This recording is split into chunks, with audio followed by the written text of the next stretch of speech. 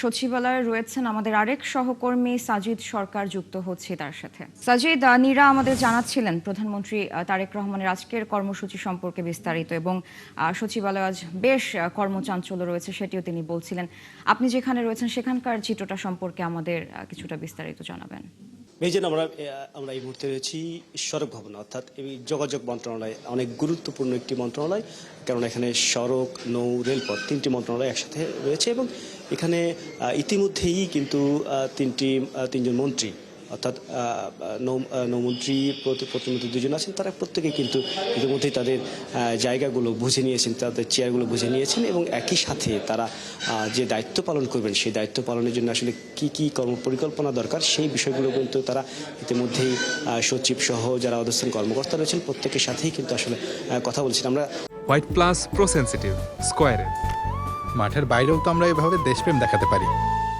কিছুক্ষণ আগে তিনি কথা বলছিলেন, শেখ রবিউল আলম, তিনি জানাচ্ছিলেন গণমাধ্যমের সামনে যে এটি একেবারে এক গুরুত্বপূর্ণ মন্ত্রণালয়, এই কারণেই জনগণের সেবার সাথে সম্পৃক্ত সড়ক, নৌ এবং রেলপথ, যে কারণে তারা যেটি ভাবছেন এবং বলেছেন সেটি হচ্ছে যে স্বচ্ছতা এবং জবাবদিহিতার মাধ্যমে এই মন্ত্রণালয়ে যে প্রকল্পগুলো হাতে নেওয়া হয়েছে সেই প্রকল্পগুলোর আসলে খরচ কমানোর দিকে তিনি আসলে প্রথমের দিকে নজর দেবেন। একই সাথে তিনি বলছেন যে তারা যেহেতু আজকে একেবারে নতুন হিসেবে যুক্ত হয়েছেন এবং সেই কারণে তারা এই মন্ত্রণালয়ের কর্মপরিকল্পনার পাশাপাশি তাদের নিজস্ব যে পরিকল্পনা আছে সেই পরিকল্পনাগুলো কিন্তু আসলে বাস্তবায়নের জন্য এবং জনগণের সেবার জন্য তারা কিন্তু আসলে এই কার্যক্রমগুলো হাতে নেবেন।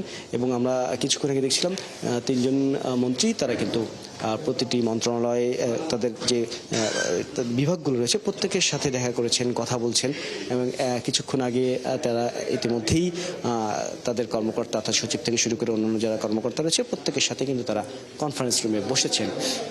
অর্থাৎ এই মন্ত্রণালয়ের মতো প্রতিটি মন্ত্রণালয় কিন্তু আসলে এমন চিত্র আমরা লক্ষ্য করছি, একেবারেই তৎপর এবং উজ্জীবিত প্রতিটি মন্ত্রণালয়।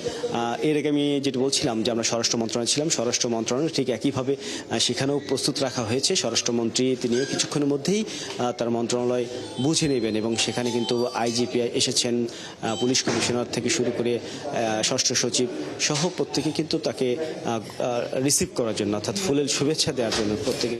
সাজিদ, আপনি থাকুন সেখানে, আমরা পরবর্তীতে আবার আপনার সাথে যুক্ত হয়ে সেখানকার আপডেট আপনার মাধ্যমে দর্শকদের জানাবো।